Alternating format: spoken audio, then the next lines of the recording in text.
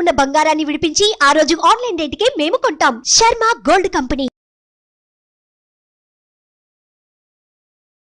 Hi, welcome to our channel. ఈరోజు మనతో పాటు ఉన్నారు జ్యోతిష వాస్తు పండితులు, జ్యోతిష వాస్తు శిక్షణ నిపుణులు బ్రహ్మశ్రీ నానాజీ పట్నాయక్ గారు. నమస్కారం గురువు గారు.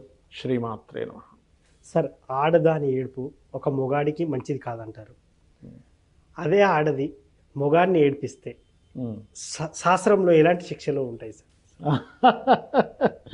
అంటే ఫస్ట్ ఆఫ్ ఆల్ ఇక్కడ ఏంటంటేనండి, ఎవడు ఏడుపు ఎవరికి మంచిది కాదు. స్త్రీ కావచ్చు, పురుషుడు కావచ్చు. కాకపోతే స్త్రీ ఏడవకూడదని ఎందుకు చెప్తారంటే, మనకి శాస్త్రాల్లో చాలా స్పష్టంగా చెప్పినటువంటిది ఏమిటంటే, వాళ్ళకి స్వయంగా ఒక శక్తి స్వరూపిన వాళ్ళకి ఒక అందుకే చూడండి, స్త్రీ ఏది పడితే అది నోటితో మాట్లాడకూడదు అంటారు. వాళ్ళు కనుక నిత్య దేవతారాధన, అంటే సహజంగా శాస్త్రంలో చెప్పినటువంటిది పురుషుడిని చేయమన్నారు. ఏదైనా ఒక అమ్మవారికి సంబంధించి తీసుకొని కనుక నిత్యం చేయగలిగితే స్వతహాగానే వారికి వాక్శుద్ధి అనేటువంటిది ఎక్కువగా ఉంటుంది స్త్రీకి.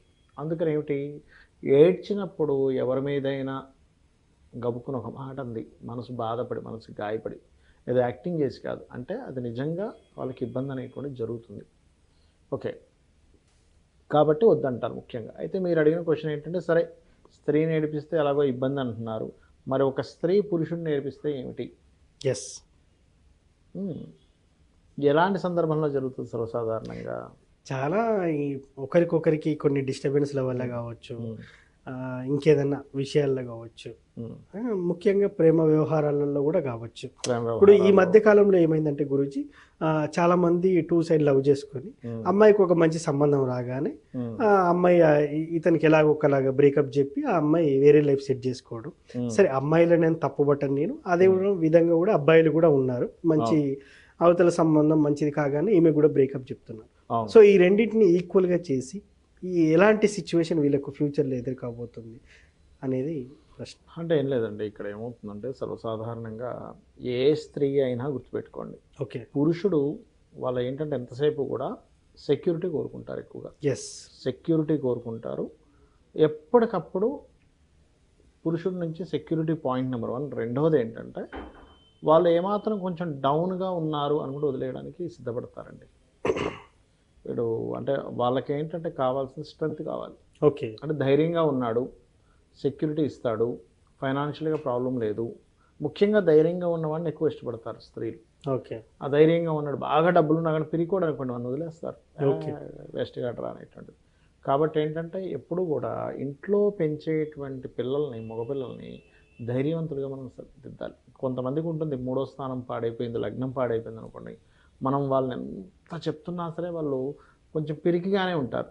ఎస్, కాబట్టి ఏంటంటే ఇవాళ రేపు సమాజం మారిపోయింది. ఎలా అంటే ప్రతిదీ కూడా మనకి అదేదో కవి చెప్పినట్టుగా మానవ సంబంధాలన్నీ కూడా ఆర్థిక సంబంధాలే అన్నట్టుగా ఏమైపోయిందంటే, చాలా క్యాల్కులేషన్స్, రకరకాల లెక్కలు.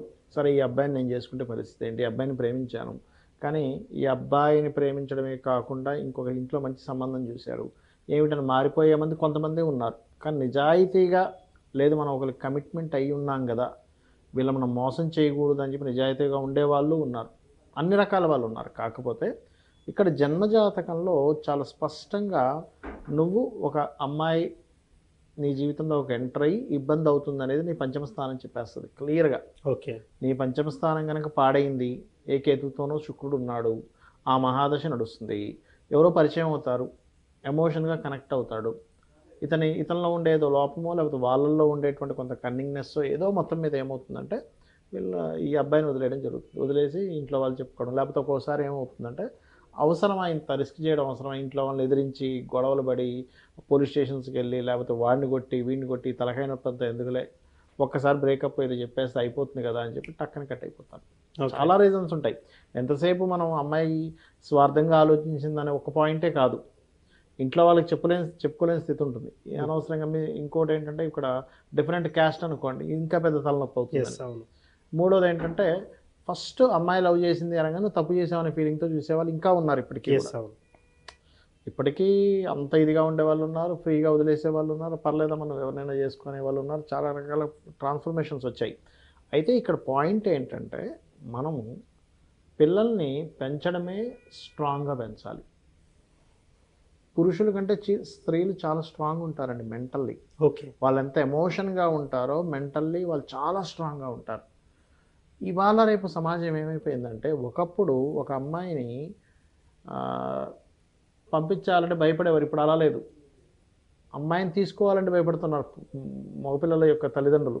అమ్మో ఎలాంటి అమ్మాయి వస్తుందో, ఏమవుతుందో, ఆ అమ్మాయి వల్ల మేము విడిపోతామేమో, ఇంట్లో వాళ్ళు దూరం అయిపోయే పరిస్థితి వస్తుందేమో, విడాకులకు వెళ్ళిపోతుందేమో అని. ఇక్కడ మనం అర్థం చేసుకోవాల్సింది ఏంటంటే ఒకటే, ఏ అమ్మాయి అయినా బాగా టాలెంటెడ్ పర్సన్స్ని వదులుకోవడానికి ఇష్టపడదు. ఏ అమ్మాయి అయినా బాగా సంపాదించేవాడిని వదులుకోవడానికి ఇష్టపడదు. ఏ అమ్మాయి అయినా వీడు ఉంటే నాకు చాలా ధైర్యం అనుకునే అబ్బాయిని వదిలిపెట్టడానికి ఇష్టపడదు. నేనేమంటానంటే అమ్మాయిలు ఇలా తయారవుతున్నారు అనేది కొంతవరకు నిజం, నేను కాదనట్లే. ఒక రకంగా స్వార్థపరంగా కావచ్చు, అమ్మాయిలు కావచ్చు అబ్బాయిలు కావచ్చు, అందరూ తయారవుతున్నారు. నేను ఓన్లీ అమ్మాయిలు నేను చెప్పను, ఎందుకంటే అబ్బాయిలు అలా ఉన్నారు, సొసైటీ ఎలా ఉంది, రాజకీయాలు అలాగే ఉన్నాయి. ఇప్పుడు ఇవాళ రేపు రాజకీయాలు మీరు చూస్తున్నారు, ఒకప్పుడు రాజకీయాలకి ఇప్పుడు రాజకీయాలకి ఎలా ఉంది పరిస్థితి, అసలు భయంకరంగా తయారైంది. కాబట్టి సొసైటీ భయంకరంగా తయారవుతున్నప్పుడు మీరు మీ పిల్లల్ని పెంచడం స్ట్రాంగ్గా పెంచాలి. ఓకే. ఎలా పెంచాలి స్ట్రాంగ్గా అంటే, చాలామంది స్ట్రాంగ్గా పెంచాలంటే ఎలా పెంచాలనేటువంటి డౌట్ వస్తుంది. సిచ్యువేషన్స్ని, ఎటువంటి సిచ్యువేషన్స్ వచ్చినా సరే నువ్వు లైట్గా తీసుకో. ఓకే. ఈ అలవాటు కనుక మనం చేయగలిగితే బెదిరిపోడు. ఎటువంటి సిచ్యువేషన్ వచ్చినా నిలబడగలుగుతాడు. ఇంతే కదా అన్నట్టు. ఇంకోటి ఏంటి, ఎప్పటికీ కాలం ఒకలాగా ఉండదు. కాలం ఖచ్చితంగా ఈరోజు ఇలాగే ఉండాలని లేదు, రేపు మళ్ళీ మారుతుంది. ఇవాళ నేను ఒక 20,000 15,000 లేకపోతే 25,000 శాలరీ చేస్తున్నాను, ఇలాగే ఉండాలని రూల్ లేదు. నా స్కిల్స్ పెంచుకుంటే నేను ఆటోమేటిక్గా ఉన్న స్టేజ్ నుంచి ఫైనాన్షియల్గా పైకి వస్తాను. ఓకే. ఇంకోటి ఏంటంటే, ఏదో ఓన్లీ కేవలం ఒక మంచి జాబ్ చేసుకుంటేనో లేకపోతే ఒక మంచి స్టేటస్, ఒక బిల్డింగ్ కారు ఉంటేనే ఆనందం కాదు. నువ్వు ప్రతి దాంట్లో ఆనందంగా ఉండాలనేది నేర్పించగలగాలి. నడుచుకుంటూ వెళ్తున్నా ఆనందంగా ఉండగలగాలి, మోటార్ బైక్ మీద వెళ్తున్నా ఆనందంగా ఉండగలగాలి. 5 స్టార్ హోటల్కి వెళ్ళి నువ్వు మంచి డిష్ ఒక 2,000 రూపాయలు ఖర్చు పెట్టి తింటేనే ఆనందం కాదు. నువ్వు పక్కనే ఒక చిన్న టిఫిన్ సెంటర్కి వెళ్ళి అక్కడ ఇడ్లీ తిన్నా నువ్వు ఆనందపడగలగాలి. ఇలాగ ఆస్వాదించడము. ధైర్యం అంటే మరొకటి ఏమీ లేదండి. ధైర్యంగా ఉండాలంటే ఉన్న భయాల్ని తీసేయడమే ధైర్యం. ఓకే. ఏం చేస్తే ఏం జరుగుతుంది మహా అంటే ఏం జరుగుతుందండి, మహా అంటే లైఫ్లో మహా అంటే ఏం జరుగుతుంది అనే పాయింట్ మనం కనుక వాళ్ళకి అర్థమయ్యేలా కనుక చేయగలిగితే క్లియర్. ఇప్పుడు ఒక కుక్క ఇలా వస్తుంటే చిన్నపిల్లవాడేమో కేకలేస్తాడు, అరుస్తాడు, అమ్మ అని ఎవరైనా పక్కన వెళ్తుంటే వాళ్ళు చాటుకు వెళ్ళిపోతారు. ఒక పెద్దతను ఎందుకు భయపడ్డు, ఒకవేళ అది వస్తే నేను కర్ర తీసుకుని కొడతాను లేకపోతే రాయి తీసుకుని కొడతాను, ఒక ధైర్యం ఉంటుంది. ఎందుకు అంటే దాని కెపాసిటీ ఏంటో వీడికి తెలుసు. పెద్దవాడికి ఆ కుక్క యొక్క కెపాసిటీ ఏంటో తెలుసు, దాని బలం ఎంత మన బలం ఎంత అని ఒక క్యాల్కులేషన్ ఉంది. ఆ కెపాసిటీ క్యాల్కులేషన్ కనుక మనం నేర్పించగలిగితే ఏం జరుగుతుంది, నువ్వు ఒక స్టెప్ తీసుకుంటే ఏం జరుగుతుంది, నువ్వు దాన్ని ఎలా ఎదుర్కోవాలనేటువంటిది కనుక మనం పిల్లలకు నేర్పించగలిగితే వాళ్ళు ధైర్యంగా పెరుగుతారు. ఎప్పుడైతే ధైర్యం కాన్ఫిడెంట్ ఉందో, చాలామందిని కౌన్సిలింగ్ చేస్తుంటాను కదా, అడుగుతుంటాను కదా, 100లో 90 మంది చెప్పినటువంటి రీజన్ చెప్పమంటారా, వాడు చేత కాదు సార్ వాడికి అంటారు ఆడవాళ్ళు. అరే ఇంట్లో ఏమైనా అడిగితే మా మమ్మీని అడగాలంటాడు, సెల్ఫ్ డెసిషన్ తీసుకోలేడా ఓకే అంటారు. మగవాళ్ళని అడిగితే చెప్తుంది ఏంటంటే, సార్ నేను మా ఇంటికి తీసుకొచ్చాను, ఇది నా ఇల్లని ఫీల్ అవ్వాలిగా, ఎంతసేపు వాళ్ళ ఇల్లని ఫీల్ అవుతుంది ఏంటి ఆమె అంటారు. అంటే పురుషుల్లోనేమో ఇది కూడా నా ఇల్లని ఫీల్ అవ్వాలనేటువంటి భావన ఎక్కువ చూశాను నేను కౌన్సిలింగ్స్లోని మాట్లాడినప్పుడు. అది స్త్రీల్లో ఏంటంటే వీడు ధైర్యంగా ఉండాలి, 25 ఏళ్ళు వచ్చేసే, 30 ఏళ్ళు వచ్చేసే, 35 ఏళ్ళు వచ్చేసే, ఇంకా అమ్మచాటు బిడ్డ ఏంటి, తల్లిని ప్రేమించు కానీ నువ్వు ఇంకా అమ్మచాటు ఉంటా అంటావు ఏంటి అంటే, అది స్త్రీ ఒప్పుకోలేకపోతుంటుంది.